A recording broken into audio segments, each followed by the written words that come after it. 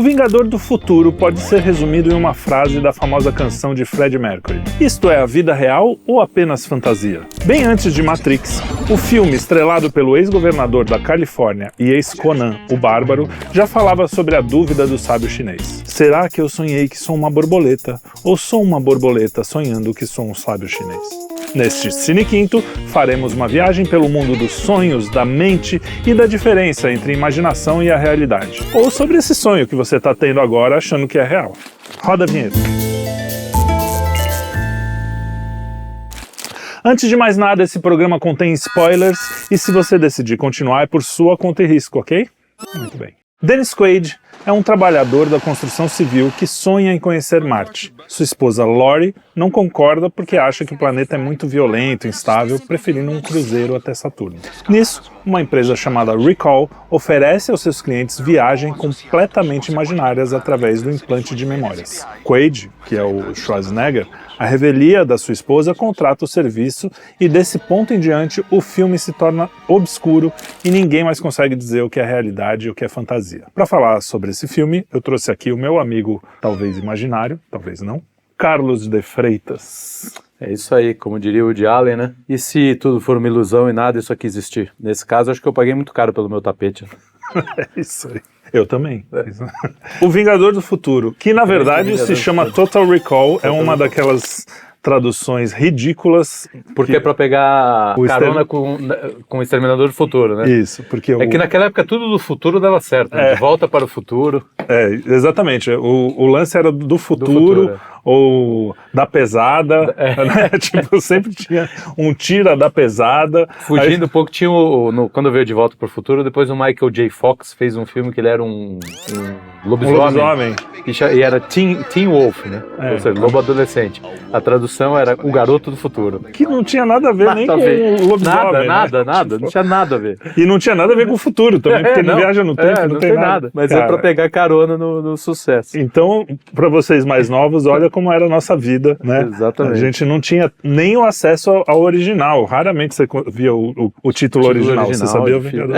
Às vezes aparecia no filme, né? Mesmo, na entrada do filme, lá na apresentação. Tava lá, alguns nem isso. Mas assim, se você não assistiu O Vingador do Futuro, eu até sugiro que você pare e assista, porque ele é cheio de reviravolta, é um filme muito legal, vale a pena, né? Vale a pena. É um dos filmes que eu assisti dessa época que eu achei mais legal, mais... eu sempre, toda vez que passa na TV eu assisto, é o tipo de filme que prende a atenção, você não consegue parar de ver. Redondo. O roteiro é muito redondo, a história é muito boa, né?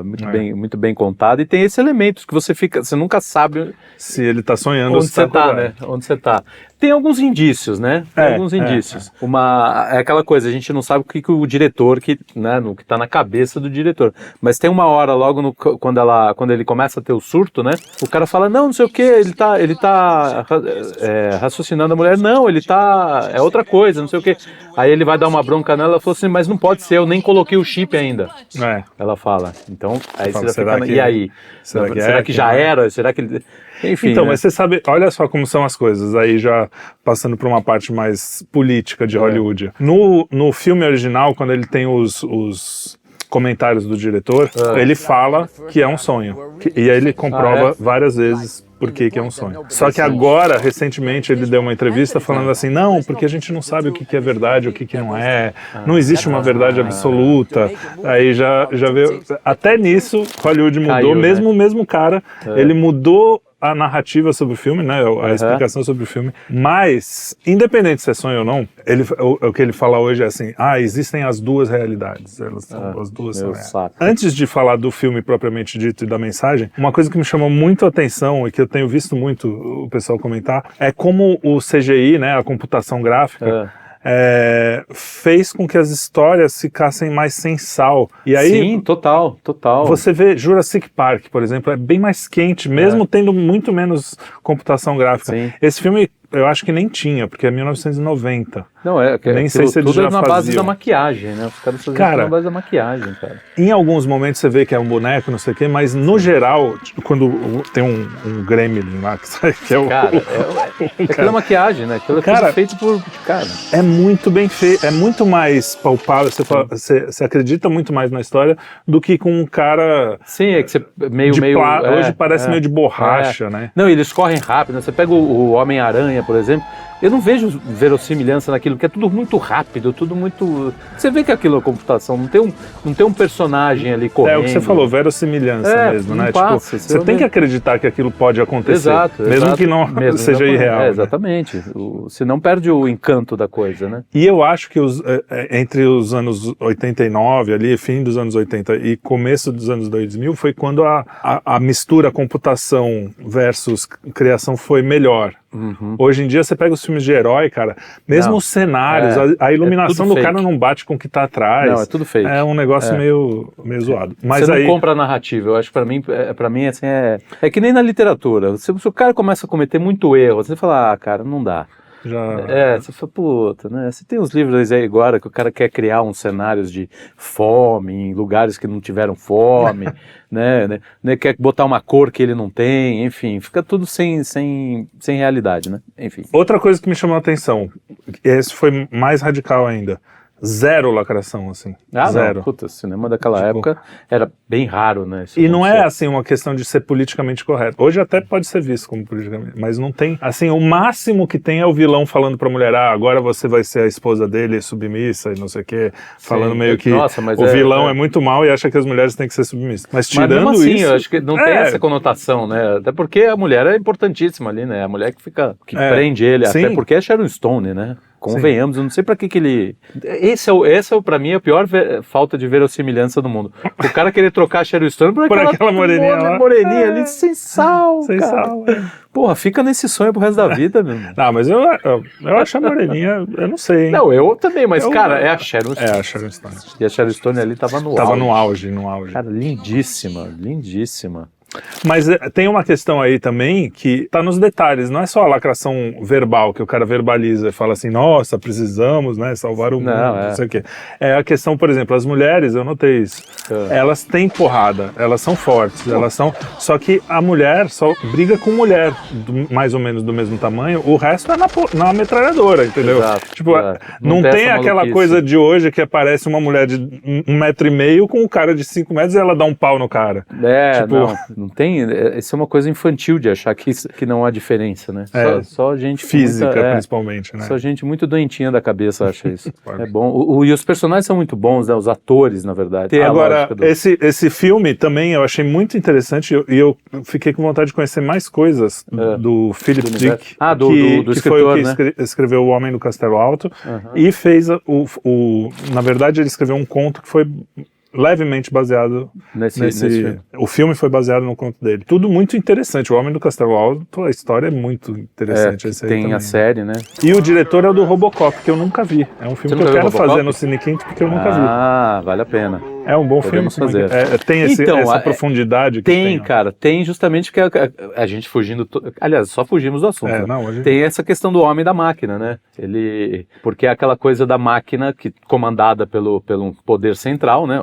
As analogias. A morte matar a pessoa os filmes, esses foram os filmes de ficção científica e ação, eu não sei, nem todos eram assim, obviamente, nos anos 80 e 90, mas que te trazem umas questões interessantes. Nesse filme do Vingador do Futuro, fala assim, se você tem a memória de uma coisa, eu acho que até tem um experimento, uma pergunta que o pessoal fala assim, o que você prefere? Ganhar, sei lá, $100 mil ou ter... Eu não lembro qual era o contraponto, mas o que você tinha era conseguir implantar a sensação de que você é qualquer coisa. Por exemplo, eu sou o melhor violinista do mundo. Só que eu não sei tocar, mas eu sei, na minha memória, na minha cabeça, eu vou ter essa sensação. Uma espécie da coisa da realidade aumentada que está sendo colocada de uma coisa assim, A realidade é a realidade quando tá só na sua cabeça? Essa é a pergunta que o filme faz. Né? E é uma puta pergunta profunda, assim, exato, né? no passado, todos esses filmes, eles eram meio que uma espécie pra tentar expor um problema mais profundo, né? Lá tem vários problemas, inclusive do poder central, né? O cara que manda e ele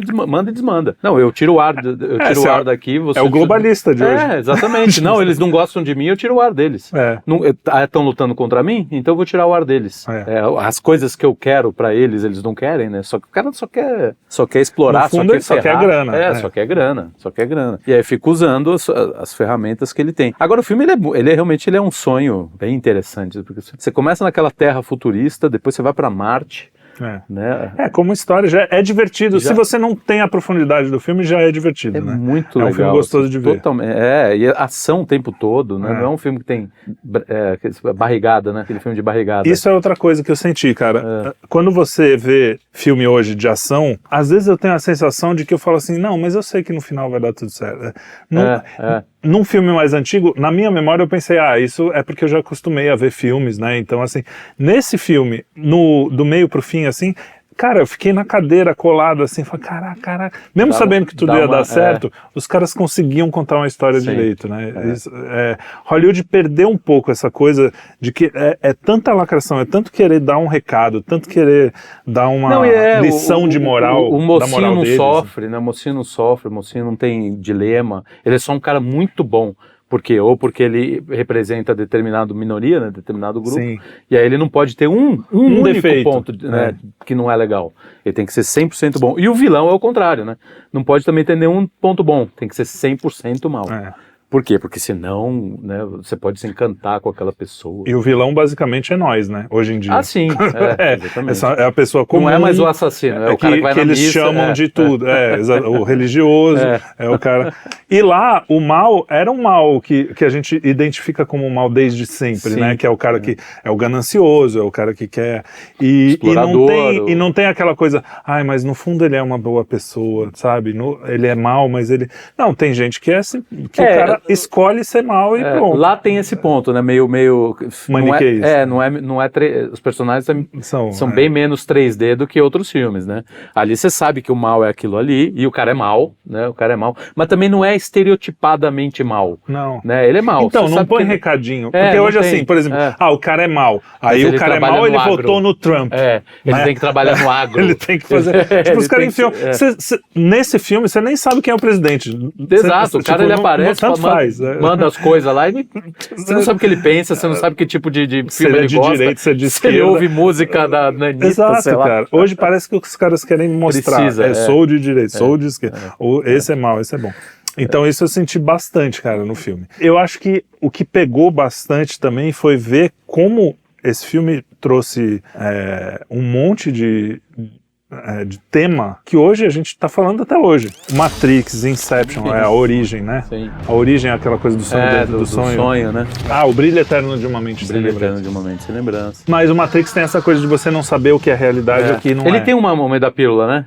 Então aí que eu ia chegar. Nesse filme, o cara pega uma pílula vermelha e fala, se você tomar essa pílula vermelha, você vai voltar, você vai acordar do seu sonho. E aí você tem que escolher, ou você toma a pílula vermelha, ou você continua sonhando. Ele escolhe não tomar a pílula vermelha, porque ele quer manter ali o sonho que ele tá gostando, né? E ali ele mata o cara que é o link dele com a realidade. Então ele cada vez mais vai se aprofundando na irrealidade. Isso eu li também como parece assim, hoje em dia as pessoas querem ser enganadas, sabe? Assim, ela entra nessa onda, se a CNN falou, se a Globo falou, se não sei o quê. Então você vai entrando na mentira da mentira da mentira. É reforçar a sua convicção, né? Exato. Você precisa desse reforço, né? Então a CNN falou, tô tranquilo. Né? O fulano falou, não, esse fulano não presta. Mas eu achei curioso ser uma pílula vermelha. Ou seja, o Matrix provavelmente está citando isso. Ou os dois estão citando alguma coisa. Pode ser também, eu acho que algum livro, Alice no País das Maravilhas tem uma coisa, mas eu não lembro se é vermelha e azul, não sei o quê. Mas aí você me lembrou de um ponto importante. Você vê qual que é o lance Matrix está sendo. Qual que é o lance do cara? A insatisfação. Ele está levando uma vida aparentemente perfeita, mas tem algo faltando, né? Se você fizer uma analogia mais, né? Você pode dizer, é isso, tá faltando, o que tá faltando? Tá faltando, sei lá, tá faltando Deus ali. Quando você não tem Deus, você vai colocar o quê? Você quer implantar uma memória diferente de uma loucura que você, né? Que é uma porque aventura, aquilo é um mundo científico, né? Totalmente. Você não tem nenhum momento em que há qualquer menção a um lado espiritual, a um lado religioso, nada. É só Aliás, a coisa ali, né? Isso é uma questão dessa época também, esses filmes dessa época. Como é que é o nome disso? O Zeitgeist, para falar bonito. Espírito do tempo ali. Dessa época. Religião não existe nos filmes, esse aspecto um pouco mais... eu não lembro, pelo menos, dessa época o Star Wars usou, né, algumas coisas, mas não faz nenhuma menção, né? Você tem a força que pode ser mas aí é uma religião quase pagã. Não, né? Não tem nada... Né? Tem nada, mas realmente é isso, né? Exclui-se toda não tem essa dimensão, não tem nem discussão. Como se não existisse a dimensão espiritual. Tudo bem, você tá falando de um filme futurista, né? Para eles, na concepção deles, a religião, porque dá para entender porque Hollywood tem essa imaginação de que a religião é algo que atrasa, né? Sim, no futuro. Então para eles o futuro seria foi superado. Algo que, a religião já foi, né? Cada vez mais a gente vê que o caminho é o inverso, né? Exato. Então tem isso, eu acho que esse ponto é muito interessante de você analisar. O cara tá com a vida, cara, a vida dele é... Pô, ele tem a Sharon Stone. Tem um trabalhinho decente. Naquele futuro lá, eu não sei se aquele trabalho ele trabalha na construção civil. Não é um trabalho péssimo, é um trabalho legal. Ganhar um bom salário. Com aqueles músculos ainda, não deve ser difícil. Daquele jeito. Ele deve ganhar um salário bom porque ela fala, vamos fazer um cruzeiro e tal. Sim. Então, dá pra viajar de vez em quando. Você nota que não é um cara pobrão. Ele paga os créditos a mais daquele... você quer ir como um espião? Aí, pra ir como espião, é tantos créditos a mais. Ele, eu quero. Onde eu... E aí, você também tem uma questão de fundo nesse negócio todo, que é o transhumanismo, né? Porque no sonho, eu acho que ele está sonhando, na história de detetive ali, ele foi, a memória dele foi apagada de propósito e ele virou outra pessoa. É como se fosse um transhumanismo, porque por causa das memórias novas que foram implantadas, ele acredita que ele é uma pessoa, mas ele é essa pessoa nova ou a pessoa que ele era antes? É uma questão. Quando você for transhumanista, o que faz de mim o Felipe? Humano, né? O que faz de você o Carlão? É você, é a sua consciência que você transfere, o que é um impossível. Puta não tem num como. Filme de ação besta, é uma puta questionamento exatamente. legal. E se você analisar, não tem como, porque você não é só consciência. Você é teu corpo, você tem a consciência, a tua consciência corporal, você tem a tua relação do teu corpo com a realidade, né? Você tem, por exemplo, vamos supor que você tenha problemas de intestino todo dia, né? Nós temos um amigo que tem refluxo todo dia. Sim. A relação dele da vida muda por causa disso, entendeu? Cara que não tem um braço. O cara que não tem um braço, o cara que, sei lá, tem muita dor de cabeça. Às vezes o cara fica mais irritadíssimo no dia a dia. Isso, cara, não tem como você tirar isso. E isso vai definindo no final quem é você. Então, cara, é tudo sempre uma tentativa de querer eliminar justamente a dimensão. Os defeitos que tornam a coisa real. Aliás, uma das coisas verdadeira. Que o cara fala assim, você vai viajar mesmo, fazer cruzeiro, tem bagagem, tem não sei o que. Aqui só alegria. Você só vai ter prazer na viagem e tal.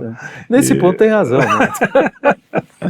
É um filme bem legal, vale muito a pena, até como entretenimento, assista. E tem uma refilmagem, né? Você chegou a assistir a refilmagem? Não vi a refilmagem. Tem a refilmagem, eu acho que ela tá em algum streaming, Eu assisti também há muito tempo, é quase a mesma história, só que transformada com uma paisagem, né?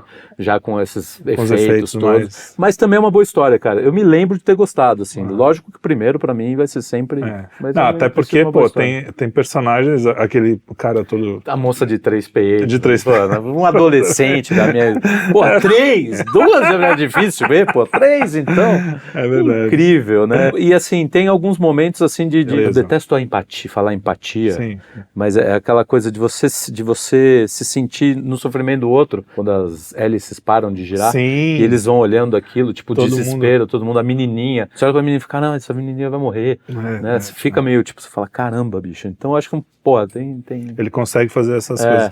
E aí foi, de novo, eu vejo os filmes modernos, uma tecnologia incrível, visualmente até impressionam, mas parece que não tem essa vida, né? Que um filminho quase B, se você for pensar, porque ele nem foi blockbuster, quer dizer, não sei se foi muito, mas não foi um Extermínio Exterminador do Futuro, Não, assim, foi não. um pouco menos... Foi um mas filme- hoje é um filme super cultuado, né? Ah, ele é Ele é cultuado? Eu não sabia. super cultuado. No meio, tem Sim. a galera que gosta. Eu De tenho um cinema, amigão tal. meu que é cinéfilo Cinéfilo. também. Puta, o filme dele também, desses 10 filmes de cabeceira, assim, sabe? Bacana. Uma coisa que é uma questão que volta no Matrix também, você lembra do Cypher, que é o Judas lá, o cara que trai, No Matrix? no Matrix, é o cara que Matrix, trai acho que o eu vi uma Neo. vez só.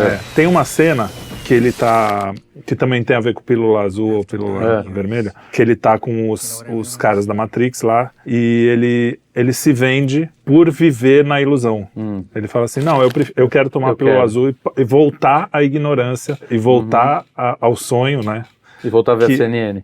Do que viver na realidade. Isso é muito louco, né? Que também é a mesma questão do filme e tal. Você vai fazer uma viagem imaginária, mas você não viajou. Exato. Ou você vai fazer uma viagem real. E a outra coisa é que hoje a gente tem um pouco desse elemento de viajar na imaginação através dos nossos avatares, né? De Das certa redes forma, você sociais. cria uma coisa imaginária, tudo bem que você não acredita nela, mas as pessoas que estão fora às vezes acreditam, né? Sim, Então você pega o Felipe Neto da vida, as pessoas acham que os fãs De repente acham o cara que é ele boa gente, né? Eu Pois olho é, e falo, pois pô, é. a persona digital difícil, dele... difícil. Não, Mas eu é um entendi. caso extremo. Mas é sempre bom dar o benefício da dúvida ao maior canalha que seja. Né? Cristo faria isso. É aquela coisa de você, a persona digital é uma. Eu tenho amigos que eu sei que a persona digital é insuportável. E pessoalmente é um doce. É uma puta Exato. pessoa legal. E vice-versa. E vice-versa. Pessoalmente são insuportáveis, mas digitalmente são ótimos. Quando começou lá no Orkut, eu lembro, cara, era uma coisa meio até científica. Todos os caras que na realidade tinham uma dificuldade enorme de fazer amizade, tinham uma porrada de amigo na coisa. E a gente que tinha um monte de amigo na vida real, tinha lá 200, 100 amigos no Orkut. Fala, cara, como é que o cara consegue ter 1000? Pessoalmente não faz um. Mas tem isso. Quantas pessoas a gente não conheceu, a gente já comentou sobre isso, de você falar, pô, cara, o cara na internet é super interessante, você fala, o cara mal fala. É muito engraçado. É verdade, tem bastante. E devem achar isso da gente também. Puta, a pessoa que vai encontrar a gente pessoalmente fala, puta, que decepção. Agora, você sabia que até 1910 as salas de cinema eram proibidas em Hollywood? Nesse ano a cidade foi anexada a Los Angeles, que não tinha essa lei. E aí, por isso ela foi revogada. Mas sabe por que foram para Los Angeles? No início do século XX, a maioria das patentes de câmera eram do Thomas Edison. Sabe o Thomas Edison? Sim, da lâmpada? Thomas Edison. Então, ele tinha uma empresa e as patentes eram dele. Ele costumava processar os cineastas, interrompendo as produções. Aí, por causa disso, os diretores começaram a se mudar para Los Angeles, onde eles conseguiam escapar mais facilmente dos processos do inventor. Foi assim que Los Angeles se tornou a capital da indústria cinematográfica nos Estados Unidos. Olha só, para fugir do Thomas. Daí, para o pessoal seguir para Hollywood, que era ali do lado, onde os preços de terras eram mais baratos, foi um pulo. Que Olha beleza, só. você não sabia não. Você viu? Já foi proibido o cinema em Hollywood. É muito louco. Que louco, né? Sala de cinema proibida. O mundo dá voltas, não é não? O que é a natureza, hein? O que é a natureza? Então, com essas palavras sábias, eu me despeço de vocês. E esse foi mais um Cine Quinto. Espero que vocês tenham gostado. O Vingador do Futuro. Quem não assistiu, assista. Espero que você não... A gente nem falou tanto spoiler assim. Não, vale a pena assistir. Ele morre no final, tô brincando. Aquele abraço.